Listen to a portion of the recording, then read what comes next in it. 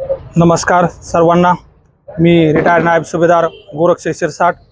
मला आपणा सर्वांना कळवण्यास अत्यंत आनंद वाटतो की सालाबादप्रमाणे याही वर्षी आपले ग्रामदैवत भैरवनाथ महाराज यांची यात्रा उत्सव 2 एप्रिल हनुमान जयंती दिनी साजरा होत आहे। तरी सर्वप्रथमतः गावातील व पंचक्रोशीतील सर्व काळ भैरवनाथ भाविक भक्तांना यात्रा उत्सवाच्या खूप खूप शुभेच्छा। मी एक पंच कमिटीचा सदस्य या नात्याने सर्वांना सांगू इच्छितो की यात्रेची जोरदार अशी तयारी चालू आहे। यात्रेच्या निमित्ताने नामांकित असे कलाकार आपण इथं या ठिकाणी येणार आहेत। आपल्या या कार्यक्रमाचे आकर्षण म्हणून प्रमुख आकर्षक असं नटखट सुंदरा हा नावाजलेला महाराष्ट्रातील 1 नंबरचा ऑर्केस्ट्रा आपल्या गावामध्ये रात्री ठीक 9:30 वाजता होणार आहे।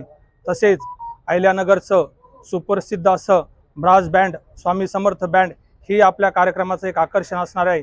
त्याचबरोबर तरुणांना थिरकण्यासाठी पुण्यामधील टॉप असं DJ 76 हे DJ आहे।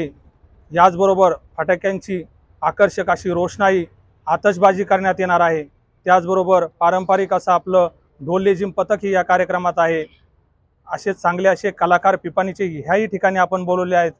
तरी या कार्यक्रमाचा सर्वांनी असा आनंद घ्यावा। मी गावातील सर्व नागरिकांना तसेच विशेषतः तरुणांना विशेष आवाहन करू इच्छितो की या यात्रेमध्ये कुठेही गालबोट लागणार नाही याची सर्वांनी दक्षता घ्यावी। गावामध्ये कोणी वादविवाद करू नयेत। आलेल्या बाहेरगावावरून आलेल्या पाहुण्यांचं आपण पाहुण्याप्रमाणे स्वागत करावे। ही यात्रा आपल्याला सर्वांना एकता, शांतता आणि सलोख्याचं असं एक प्रतीक म्हणून दाखवायचं आहे। गावाचा मान सन्मान तालुक्यामध्ये अबाधित राहील यासाठी सर्वांनी योग्य अशी यात्रेच्या कालखंडामध्ये वर्तणूक करावी, जेणेकरून आपल्या गावाला कुठलाही गालबोट लागणार नाही। बोला। मी अनंतराजे कराड।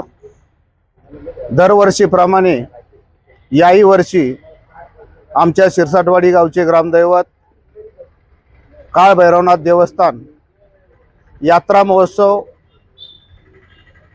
व यात्रा महोत्सवाची तयारी सध्या ग्रामस्थ व पंच कमिटीच्या माध्यमातून धूमधडाक्यामध्ये चालू आहे। बुधवारी 1 तारखेला जायकवाडी पैठण नाथसागरामधून भैरवनाथाच्या